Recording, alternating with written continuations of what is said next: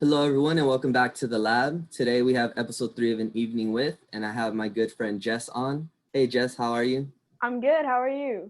I'm doing well. I'm doing well. Thanks so much for joining me today. I know we're still stuck in quarantine, which is a real bummer, but hey, we'll definitely get through it. On today's episode, we're actually going to be talking about Interstellar. Have you seen that movie, Jess? Yeah, it's one of my favorites. I love it. Oh, what's your favorite thing about it? I just love that it brings two things that I love together, which is film and then astronomy, and they just mash it up. And it's directed by Christopher Nolan, and then Hans Zimmer does the score. And there's so much to love. Yeah, absolutely. Oh man, the score is really good. The whole time it really kind of helps you, not necessarily feels for you, but the emotion is just spot on. Oh yeah, definitely. So you work on scores, right? A little bit. I do some stuff in my free time. Yeah. Oh man. So when I first watched this movie, I was thinking like when I saw the trailer, I'm not gonna enjoy this. Why am I watching this super long movie about Matthew McConaughey traveling in space? But it was so much more than just a space travel movie. There was a lot of realism. There's a lot of fear and paranoia that's kind of going on. It's so much deeper. It's a father-daughter film. It's kind of apocalyptic, but at the same time, it gives you like the choice, like what would you do in these certain scenarios when it's like you're faced with literally saving the world, or just in general, like Yeah. being a father, being a parent. So that's how it kind of hit me when I first watched it, and I'm not gonna lie, I cried like a baby in some scenes. It really gets you, dude. The score, it moves you like crazy too. Oh man, yeah, for sure. I mean, so when you first watched it, the opening scene, because it opens up with a real mystery. We don't really know what's going on. The world is kind of in shambles. There's like weird dust going everywhere, and it's kind of narrated by this older woman, and we're just like, I don't know. I was just like, what's happening? I thought this was a space travel movie. Did you remember like feeling that mystery going on in the beginning of the film? Yeah, I mean, I knew a little bit about the film before I watched it, or else, I mean, like, I wouldn't have watched it. But yeah, I remember just like I didn't get what the whole idea was with the dust storm. It took a while for it to click that it was because they needed to leave Earth. Like, but yeah, the whole post-apocalyptic thing. I guess that's kind of my type of movie too, anyways. Oh, okay. So then when did it click like, oh snap, this is a future timeline, or like a few, this is taking place years from now when the earth is kind of like withering away, if you will. Yeah, no, that was actually something I thought was super interesting because normally in like futuristic movies, everything's like this flying cars and super futuristic, and there was futuristic aspects, with cars and everything, but yeah, just everything was almost normalized as well, like they were just like watching a baseball game at one point, they were just simple farmers. Right. And that was another thing that kind of got me. It's like, oh, my dad was a farmer, and then you could kind of, it implies that, okay, we're going to hear the story about this girl that's all grown up, and then he is a farmer, they live on a farm, but that farmer job description, if you or job title, means it's so different because you kind of go to school and you're either like an engineer or a farmer. There's no other real occupation because it's just all about caregiving. And like you said, it's very grounded. They're at a baseball game, a dust storm comes, and they just like rush home and have to wear masks, which is kind of relatable nowadays. Like you can't leave the house without a mask, which Yeah, no, it's honestly. oh man. Yeah. So that was kind of rough. But you kind of like, we're opened up to this family. It seems like a grandpa, a dad, and his two kids. And it was a pretty good dynamic. I mean, it gave you like different levels of what's going on, different perspectives of what's going on for people. You have the young kids who, one is like, all right, this is how the world is, I'm just going to adapt to it, which was the son. The daughter, who's like the dad, right, who's super stubborn and very intelligent, very smart. And then the old timer who's like, I'm kind of happy that the time is much simpler now, like we don't have to worry too much. Yeah. Yeah, how'd you feel about the family in the beginning? I felt like the dynamic was really perfectly set up. I mean, I'm a little daddy's girl, so I mean, Mm. the relationship between the father and daughter was just, it's so perfect for me because I felt like I could actually relate to it. Yeah. Do you mind speaking on that a little? Like, would you, give your dad as much crap as Murph gave her dad in the film when you were growing up? Well, I mean, if there was something like paranormal or what she thought was paranormal, she's like, it's talking to me before we found out what it was. I mean, I'd be a little stubborn too. I'd be like, no, like, look, I figured it out, you know, like, I'm not sure that I would be as hard because he's going to save the world, but also I don't know, because if my dad was leaving me, I don't know what I would think. I'd probably just freak out. Probably like Murph. Yeah. Yeah, and oh man, all that. So, and that kind of adds, like you said, the ghost, this mystery that keeps going on. There's a lot of unanswered questions in the beginning of the film, especially with one, what's going on with the room, because obviously with that dust storm, there's like weird gravitational like phenomena that's happening. The daughter's learning Morse code to kind of decode like what's this thing trying to tell her, you know, skepticism all around. And then when they actually get to that secret base, the movie, I think, quickly turns from a mystery to like an adventure film, because now it's like, all right. And at this point, it's like almost an hour into the film, which is nuts. But then it's like, all right, cool. We're NASA. We've been hidden. We've been underground. And we need you because you're a pilot. And we need you to go save the world. So the dad's like, well, I don't want to leave my kids. And he gets persuaded because the professor, Dr. Brand, is like, well, go out there and save them, right? Like, Yeah. how do you deal with that kind of decision? Yeah, no, I can't imagine having to make any sort of decision like that. I don't think that I'll be faced with a decision like that personally, but I hope not. I hope not too. But I'm also not some crazy pilot. I know my little secret hidden talent. But yeah, I can't imagine being faced with a decision like that. I mean, I struggle to figure out what I want to eat in the morning, you know?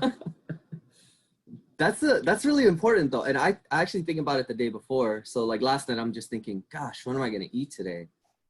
It's really bad. I definitely thought you were talking about something more serious. No, I'm dead serious. Like I legit think about, gosh, what am I eating tomorrow? Because that's really all we're tasked with nowadays, right? It's like, wake You know, up, life with simple. quarantine.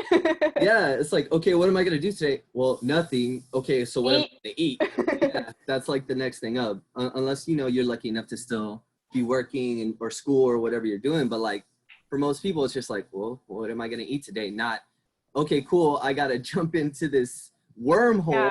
Yeah. Yeah, honestly. I mean, I don't think that he thought that he was going to be faced with that either. No, it hits you really, really fast. And I think that that's a good like aspect of the story, because they don't want to kind of dwell like, okay, cool, he's thinking, he's not thinking, like, what is he going to do? He's really torn. It's not like he was taking a shower and he figured out, nope, that's it, I'm going to space. It was like, yep, I have to do this. Yeah. No, he felt like this, like pull and need to do it. I mean, like if he didn't do it, who else was going to do it? That, and also we kind of get hints that he is an explorer. He relishes the fact that like we're supposed to be out there. We're supposed to be discovering new ways. We're supposed to be innovative. It's not like he doesn't want to give up on the world, but he also doesn't think that the solution is going to come from this earth. At least that was the vibe I got in the beginning. So I mean, it was, his reasoning was very noble. I felt like the other scientists had a more selfish reason as to why they wanted to go. Mm-hmm. But with Cooper, so I guess we should say the name. So there's Donald, the grandfather, Cooper, Matthew McConaughey. His daughter's Murph, named after Murphy's Law, which was kind of funny. But they kept saying it wrong, because Murphy's Law is what can go wrong will go wrong. And they kept saying what can happen will happen. Not necessarily that kind of negative connotation. Yeah, they were looking at a glass half full. 100%. And I thought that was really cute too, his dynamic with his daughters, like, because that's kind of what children are, right? Like, I'm not a parent, but I would just think like you got to always expect everything, any possibility. Mm-hmm. Yeah, everything can happen. Oh man. So yeah, so we you know, we have the family, we have the mission already, we have all these mysteries about ghosts and what's going on with the daughter's room. And we just keep learning that the dad is an absolute stud. He's like, all right, well, I mean, y'all don't have a pilot. I used to pilot before. You know, tell me what the mission is. And the mission, there's a plan A and a plan B. Do you remember the plans? Plan A was find the planet and then try and inhabit it, like test its levels, right? And then plan B was something else. I Plan don't B remember. was no, you good. Plan A was we're gonna find the inhabitable planet and we're gonna bring Earth to that planet. Oh yeah, Yeah, right. That's why the Dr. Brand, played by Michael Caine. By the way, Michael Caine is in so many Christopher Nolan movies. the It's crazy. homies. there's always someone. But yeah, so Michael Caine, I'm gonna keep calling him Alfred the whole time because that's who he'll forever be to me. But Michael Caine's like, okay, cool. Well, while you're out there finding an inhabitable planet, I'm gonna solve the equation for like how to basically manipulate gravity. It sounds like so we can take Earth to that planet. And Plan B was, if all else fails, you're taking all of these like fetuses, not fetuses, the incubated, not fetus. My bad. No, I stop. like fetuses. They just had a bunch of No. baby fetuses. Well, they That'd were be a there. movie. But No, then I like, mean like pretty much so. yeah, Incubated baby human beings. exactly. Fetuses. So yeah. Oh gosh. No, it's not fetuses. But anyway, so yeah, they take all of these ready to lab produce babies and just restart civilization over basically. Yeah. And Yeah, it's not a very happy version. it's a dark thing to think about because if you fail, like that's it for people on Earth. That's it for you too. Like Well, yeah. Well, if they found the planet, then they just restart civilization. So that's it's like true. they don't fail. Well, that's what. So that was like the dynamic that I thought was interesting between Cooper and the other scientists because the other scientists were looking at things objectively, right? They were like, well, if all else fails, we're just going to repopulate. But in Cooper's mind, Plan A was the only plan. Yeah, because he has a family and people that he loves and cares about, you know? And it's crazy that you exactly what you said, but then coming up later in the film, that kind of thing about his selfish want to bring his family with him or to always be around his family comes up with Dr. Brand's daughter, who's also is going on this expedition for selfish reasons because she's in love with one of the other scientists that had flew out earlier, Dr. Wolf Edmonds, I believe. Yeah, Wolf Edmonds. Do you recall that? It's Anne Hathaway's character. No, I love Anne Hathaway's character and Anne Hathaway. You do? Oh man, she was so frustrating to me. Really? No, I thought I grew attached. Like with her relationship between her and Cooper. They did have a fun relationship because as soon as they're flying up, he's like, all right, cool. We got to learn how to talk. And she's like, actually, we got to learn when not to talk. And I was like, oh, I mean, she's not wrong. She's sassy. She was very sassy. She was very, yeah. She's a really good actor for sure. But I think she was meant to be kind of frustrating, at least to me, because I was just like, you're giving Coops. Yeah. Mm-hmm. She was definitely supposed to butt heads. Yeah. And she did, because she's like, you want to save, all you think about is your family. And he's like, well, all you're thinking about is like that dude that you probably know is dead. Yeah.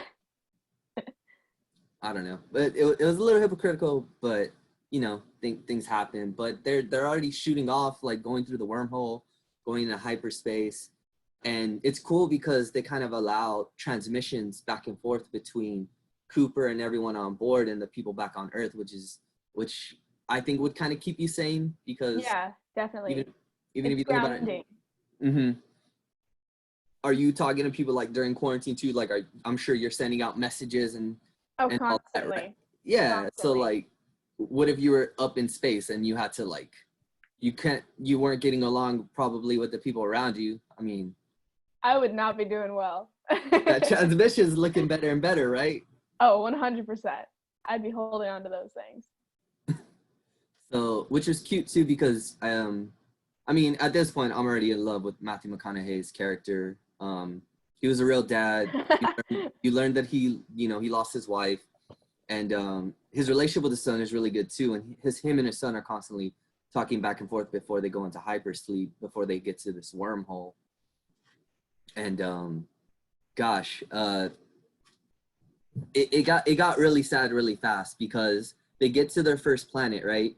And the first planet was supposed to be the most inhabitable. It showed like water, all these signs of natural elements that we need to survive. And when they get there, it's kind of Well, first, it's near a black hole, and the science says if you're near a black hole, time goes slower. Mm-hmm. And of course, that's an issue for Cooper because he's like, "No, I'm trying to do this as fast as I can." So you're telling me an hour on the planet is 7 years? That's pretty insane. Dude, that's crazy. And then the score for that ocean planet, it was just so Oh, good with the ticks. it, I felt I was scared out of my mind when they were there because it looked like mountains, right? They were like, "Oh, yeah, those are the mountains," but then they kept moving. Yeah, and that's the name of the score for that planet. It's called Mountains. No way. Yeah. Oh, that's great. It makes sense. Yeah, no, it makes a lot of sense. Oh Also, I think dear. it was like each tick is a day passing. Is that what it meant? I think it's something like that. Yeah, but it's brilliant. Oh, that's awesome. I didn't even know that. Hmm. Yeah, no, Hans Zimmer, man, he has my heart. Oh man. Oh, I'm definitely gonna look into that. That's super great. But yeah, so they get to there and Murphy's Law, right? Everything that can go wrong will go wrong. The person that they were supposed to go and get their data from was dead. And Oh, that was heartbreaking. it sucked. And then they lose one of the professors on board, Doyle. And Hathaway's character is being at my point, like very frustrating in this part. Do you See, you remember? see it as frustrating. I feel like I would have done the same thing. I mean, that data, like, that's everything that you're holding on to, if there's any way to get that. But it does result in the loss of someone, which is pretty crazy. But she put the mission first. It makes sense. She did put, you're right. You're right about that. That's true. But then she tried to just give up and say, just go without me. Oh, yeah, no, yeah. That was the frustrating I'm part. with you on that one. Yeah, like I can't leave you here. That's not why we're out here. Yeah, plus, you need her brain. Oh gosh. For sure. And that was a scary scene too. That was a huge tidal wave. Dude, that was anxiety provoking. Oh I man. had a friend who can't watch that scene because it makes her too anxious. No way. Yeah, because the score. She literally can't watch it. Can she watch it like if it's on mute? Probably. I didn't think about that. No, she just had me skip it. I know, it's such a good scene too. Like it's so good. I'm like, it's just a movie, and she's like, I can't do it. Aw. It does build yeah, the tension's really well. Like you said, it's super anxiety heavy. Really don't know what's going on. And the craziest part, which is kind of what I found out after I watched it, was like the tidal wave isn't moving towards them, they're rotating into it. That's how the science was working on the planet. So it's not, you know how tidal waves, like you see them coming toward you, you do your thing. I'm not a surfer. Yeah. I think you're a surfer. But like, yeah, you know, I grew up tidal surfing. wave, so when a tidal wave's coming at you, what are you supposed to do? Well, when it's coming at you, you're probably getting pulled into it Mm-hmm. because the water just retracts like crazy. And so how would you attack it then? Because I'm a novice. I don't know what I would just try to run back to shore. Well, that's when you would duck dive, but I'm not faced with tidal waves often.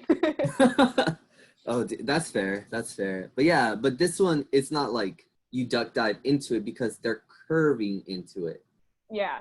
So how would you attack? Like, what are you gonna do with this mountain of water curving toward you? You That's, pray. you Well, because if you get pulled to the top of that, you're going over the peak, and that's no bueno. No, that's super scary for sure. And the Ranger, that's what they call their spacecraft, is all wet now because of the planet that they're on. They have to face this tidal wave. Homegirl's outside, like saying, "Go without me." Oh, the gravity on the planet's what? I think it was 150% Earth's gravity. So like if you're 100 pounds, you're moving at with 150. So like there's all these dang variables. It's like, well, looks like we're done. No, yeah, it's really not a positive experience on that island. No, 100%. But of course, because Matthew McConaughey, they are able to survive the wave. Of course. I mean, he's probably just rolling around in Lincoln, sipping on some whiskey. But no, I'm kidding. Different movie. but yeah, like, you know, he's doing his thing. He saves everyone, well, almost everyone. They lose Doyle on this mission.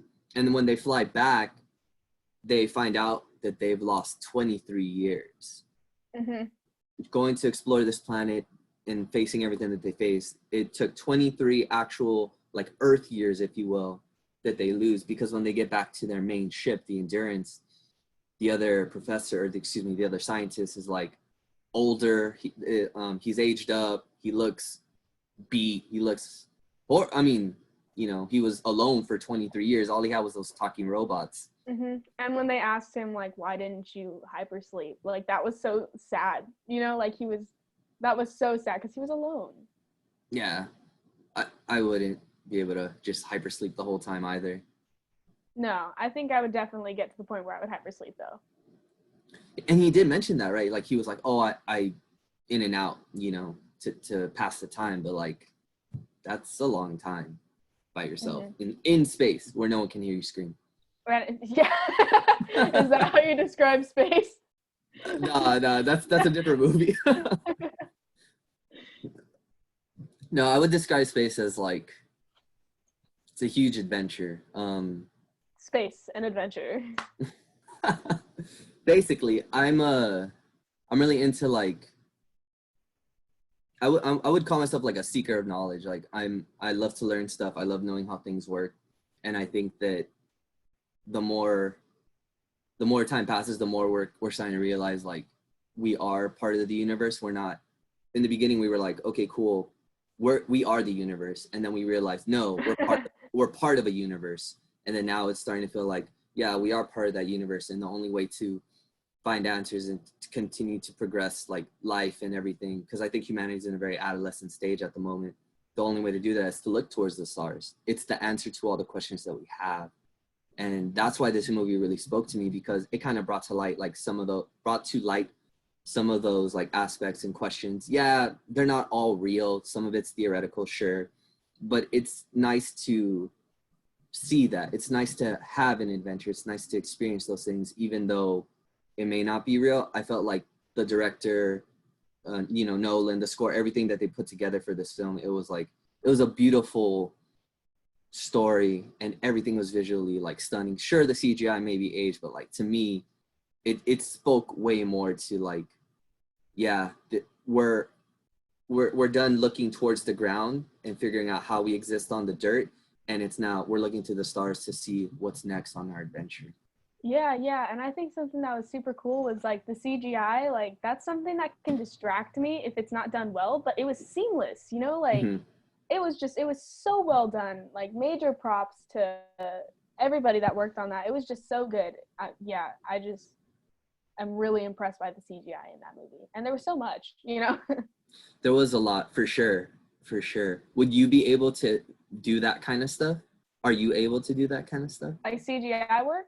Yeah. No, not even a little bit. Oh man, is that something that you want to do? I think it'd be really interesting. I just feel like it might be just a little bit too tedious for me. You know, I've worked on editing and stuff, but CGI is just completely different. You have to do everything, like, frame by frame. Oh man. So I assume you need, like, more animation skills? Yeah, you need a lot of animation, so yeah. I'll leave that to you then. I'll stick to tattooing. Oh dear. All right, cool. Gotta go find an animator. Just kidding. But yeah, but from here, this was the saddest part of the movie for me too. I was telling you about it earlier, but Coop, since he lost all that time, he goes back and listens to all the transmissions from his son. And his son aged up. He went from, you know, this goofy little teenager to a man. He had a wife, a baby. The grandfather passed away. He talked about Murphy here and there.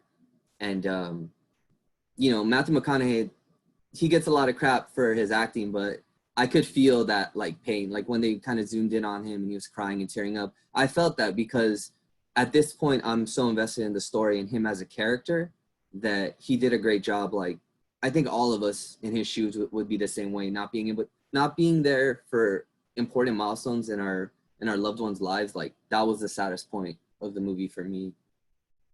Yeah, that point is oh my gosh, like that pulls at your heartstrings so much. And then when you finally see Murph, like all like at the age where he was when he left, like that's just like, oh, it hurts. Like, you know. Yeah, that was his promise, right? He was like, I might be back and we might be the same age because time's gonna move differently for me. Mm-hmm. Yeah. So And as we know, that didn't happen, which is just so sad. yeah, spoiler alert, Jess. I'm sorry. What? If you're Just talking about the movie, then know what happens. I'm just kidding. Jerk. But yeah, he gives her a watch right before he leaves, and that's time is such an important variable throughout the whole movie. And yeah, like he said, he promised her. He said, I'm gonna come back. We might be the same age, and you're right. When he comes back, they ain't the same age. But so after that, now they're like, okay, cool, what's gonna happen next? And they're checking their fuel levels and all this stuff, and they realize they can only make it to one more of the 3 inhabitable planets. And the choice is like, do we go with Dr. Mann, the one who started all these missions? He was brilliant, blah blah blah. He sent back positive data, or do we go with Dr. Edmonds, the one who stopped sending transmissions? His planet looked good, just as good, if not better, and but the transmission stopped where Dr. Mann's hadn't stopped. And of course, Coop was like, well, we're going to Mann's planet because 1, it'll save them a lot of time, and 2, he's the one who started all this, so he'll be able to answer and like help us out. Mm-hmm. And of course, your favorite character, Anne Hathaway, is like, nah, we're going to Edmonds though. Hey, I didn't say she was my favorite character. Murph is my favorite character. Murph's your favorite character? Yeah. Murph's great. She's a big ball of energy. But yeah, but she wants to go that, and that's where we get another theme of the movie, and it's love, because she's like, yeah, that's something that we've never been able to explain. Mm-hmm. And No, she had a solid point. She Yeah, was very convincing. She was very convincing. I agree. I agree 100%, because being like, you know, these are people of science, they're doing all these things, they have all these theories and hypotheses that they, you know, test out and this and that, and they can explain everything, but they still can't explain why she's so obsessed with seeing this person that she hasn't seen for such a long time, who's probably dead, and she's just in love with them. And I thought that was a beautiful moment too. Mm-hmm. No, that was. I feel like it was a really emotional moment as well. Yeah. So what would you choose? Would you have gone with Edmund, or would you have gone with Mann? Well, that depends. Would I be in love with Edmund? Oh, so you're Anne Hathaway in the movie. Like, I didn't know if that's what you were asking. Like, if I was in that situation, mm-hmm. or if I was just one of the other scientists, because I feel like if I was just one of the other scientists, I would have gone with Mann because it looked the most promising, like on paper. And you have to put that first, you know, for all of humanity's sake. Going back to an objective way of viewing things, where now the table was turned, right? In the beginning, Cooper was looking at things subjectively. Now he's looking objectively. You know what I mean? Like, it kind of goes back to that dynamic. Yeah. But I mean, if I were Anne Hathaway in that situation, I feel like it'd be really hard to say what I would choose. Mm-hmm. So, you know, Matthew McConaughey is giving you his point, Anne Hathaway is giving you her point. If you're the third person there, you're picking McConaughey's point. Yeah. Okay. Because that's what they do.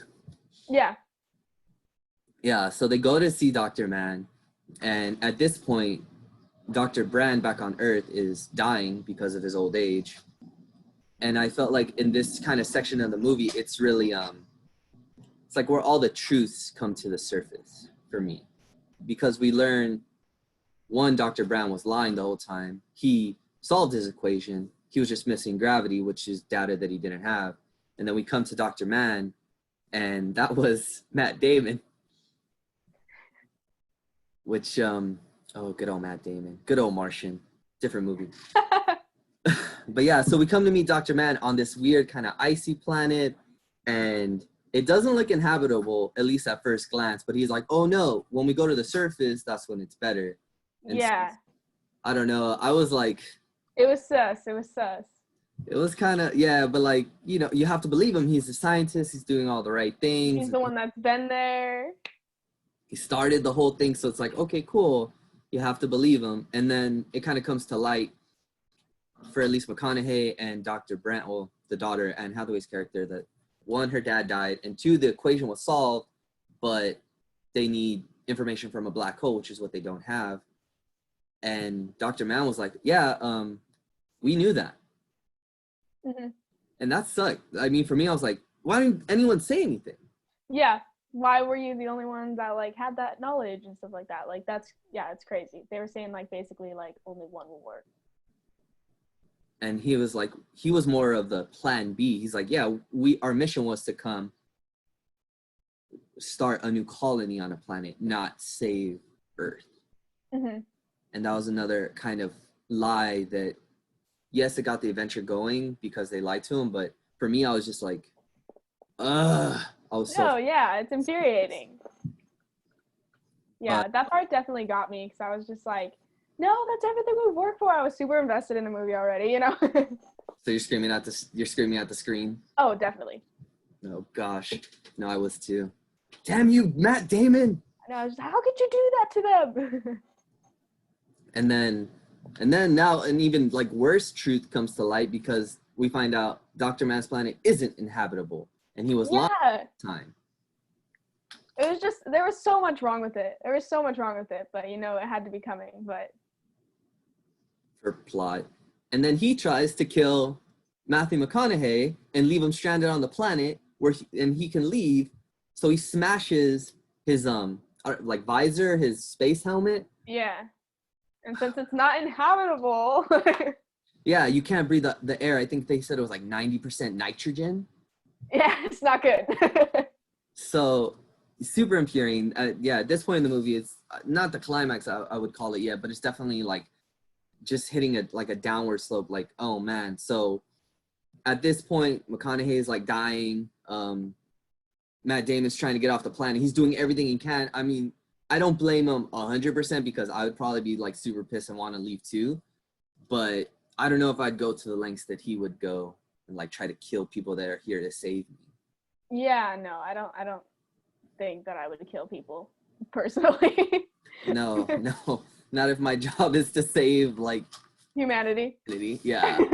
Like I don't think I want to, but anyways, so he's trying to leave, and I thought this was a good moment, kind of how you mentioned the relationship between Anne Hathaway and Matthew McConaughey, because she comes back to save him when he calls for her, and the other scientist blows up with one of the robots.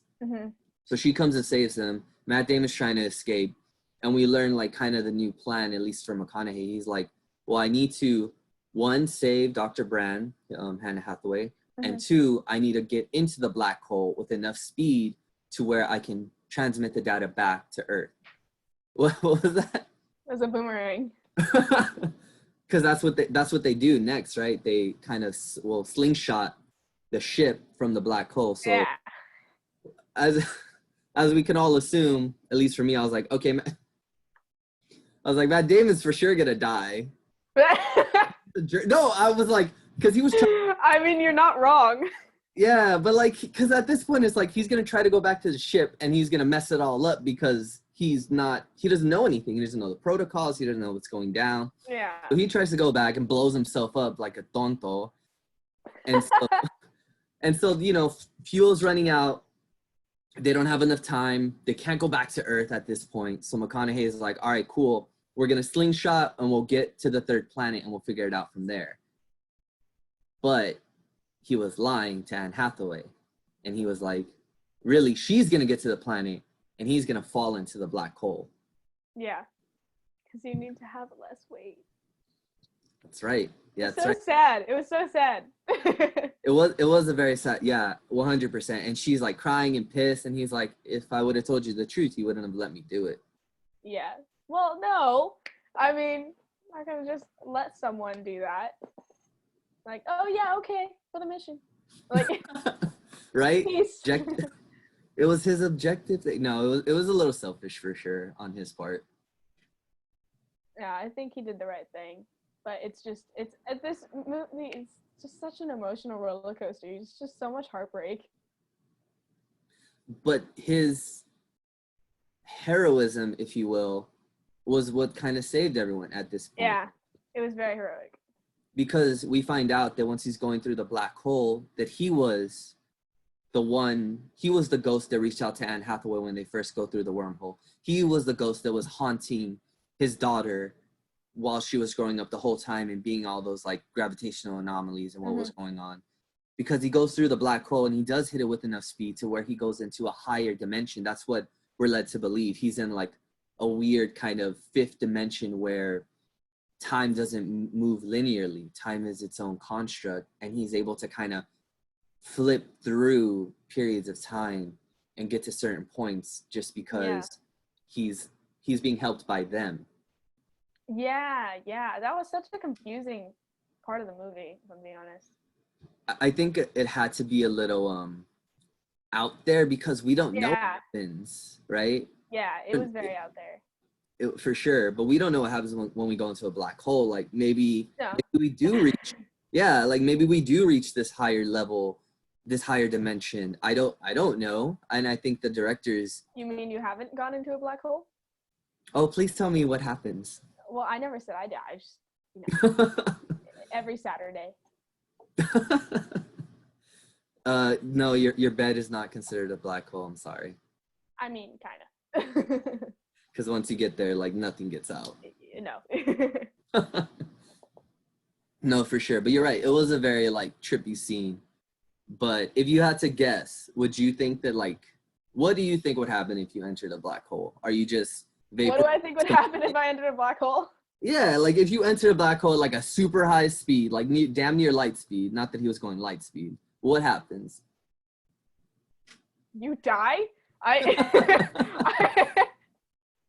I mean, it's a black hole. You die.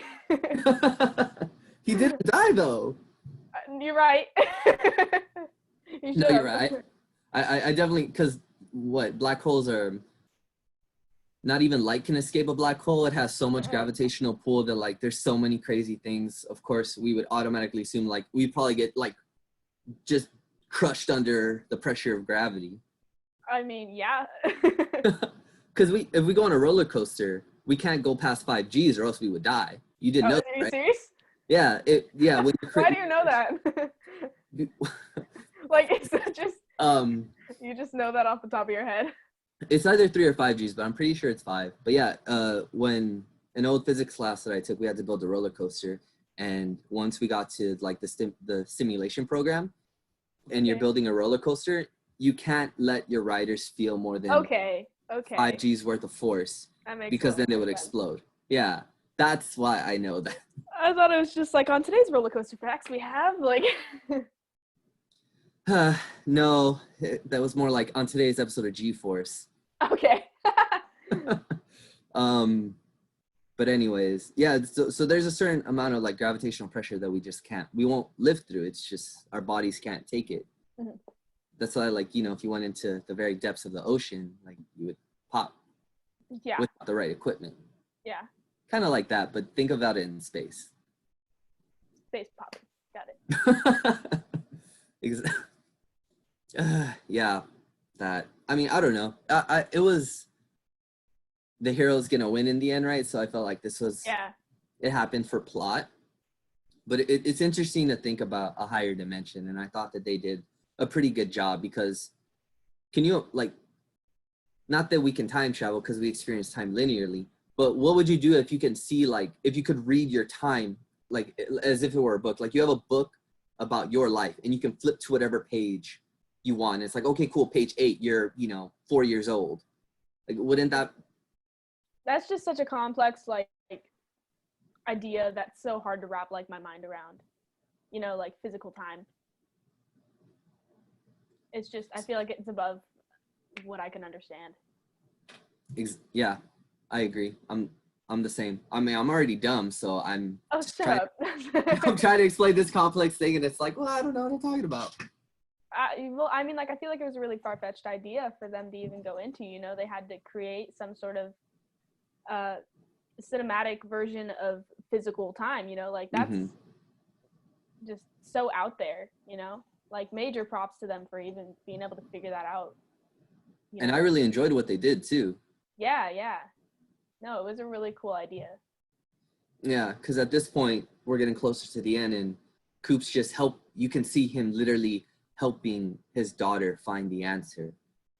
In the beginning of the film, it was like they chose me, but really, everyone chose Murph.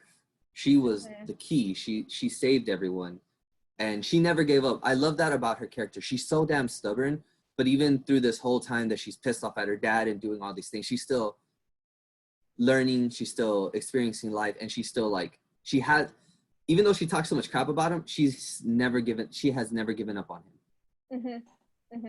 Yeah, So, no, it's just another thing that shows like that bond and relationship between her and her dad that yeah, I really liked about the movie. same. And the whole time, that's what's driving him. He wants to see his family again. And it works out. He ends up helping her. He gives her, and I kind of like how they do it too, because they don't even try to put together like, okay, this is the solution, go. They were just like, as Coop is talking to Robot, it's like, dude, that's too complicated. And he's like, I'm gonna give it to her in Morse code, so they don't even have to say the solution, but we know that she has it in Morse code. Yeah, no, I think that was really smart. So they didn't have to. They kind of got to bypass that having to have a solution to the situation. Yeah, they didn't have to come up with like a theoretical like gravity solve, like this is how gravity really works. And, yeah. But I thought that was cute, and it worked out. It worked out in the end, because after that, it's basically like, okay, cool, the hero wins because his dimension is kind of collapsing on itself, and he's floating off around Saturn, it looks like, and he gets picked up just in the nick of time by the new like Earth colony, and it's such a coincidence that he gets picked up right in the nick of time. Yeah, no, everything works together how it should, you know. And I feel like that's very movie of it. Everything kind of worked out a little too perfectly, but I mean, you want a happy ending. You definitely do, especially with all the like trauma and frustration and emotion that we experienced the whole time. Like, we finally get a win. Through a lot. It did put you through a lot, but I really like that too. I mean, I was down for the roller coaster. Yeah. So one thing I really liked about the movie, sorry about that. One thing I really liked about the movie was that like it's such a long movie, but you get so invested in it. And it does such a good job about like pulling you into the movie that you don't even like think about the time. You know, you're not thinking about like I had to pee for the last like 60 minutes of the movie and I didn't get up, you know, like yeah. And you're right, because it's like, okay, cool, 3 hours later, he's safe, they pick him up, and he finally gets to see his daughter again. And she's an old woman.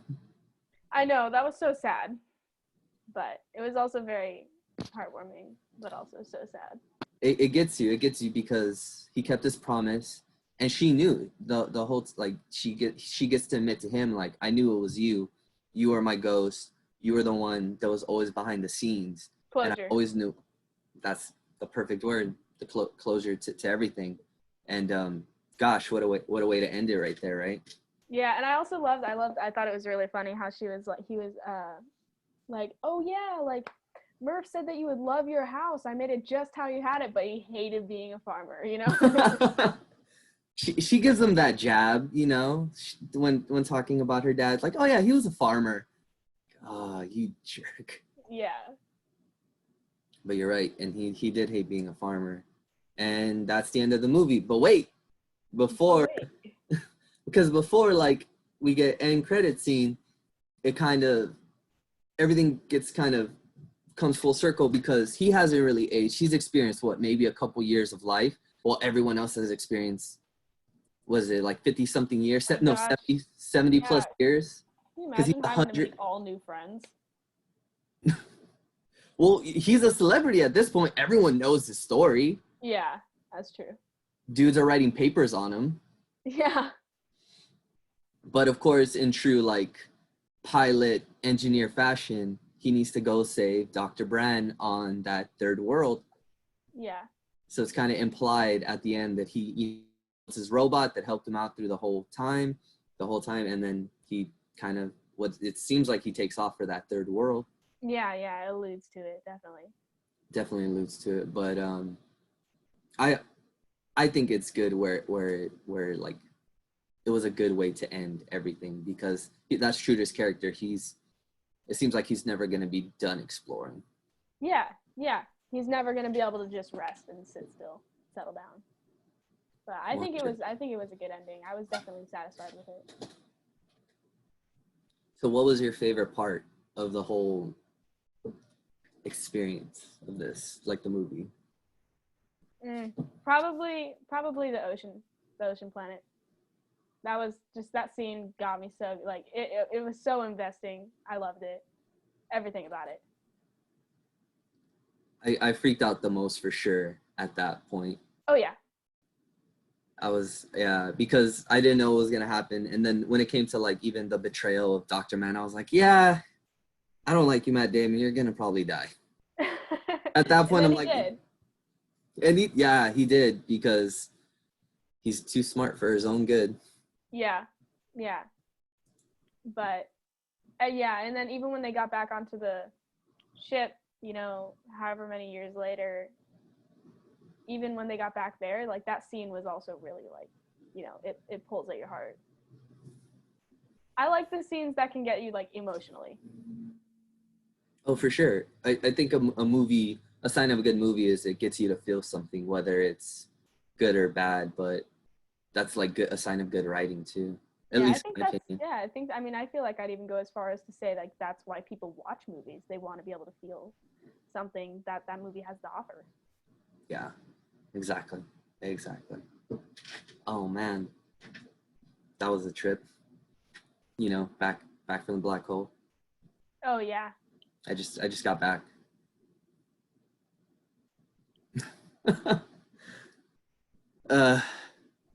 Okay. But no, well, Jess, I really appreciate you coming on and talking Interstellar with me. Yeah, absolutely. I love that film. Absolutely love that film. No, it's a great film. Yeah. Where can we find you these days if we wanted to look you up? Like on social media? Yeah. I have Instagram, and that's probably what I use the most. I have a TikTok. But oh dear. Hey. I have like 11K followers somehow. So I'm doing Dang. I know. Dang, you must be really good then. I'm a film major. It's what I do. So but yeah, JJ_Kamei, look me up. Kamei. Not a common last name.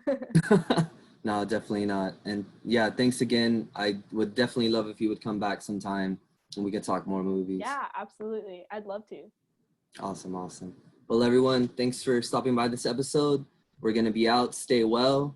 Please find me at Theory_Labs on Instagram and Theory Labs on YouTube. We'll see you next time. Bye.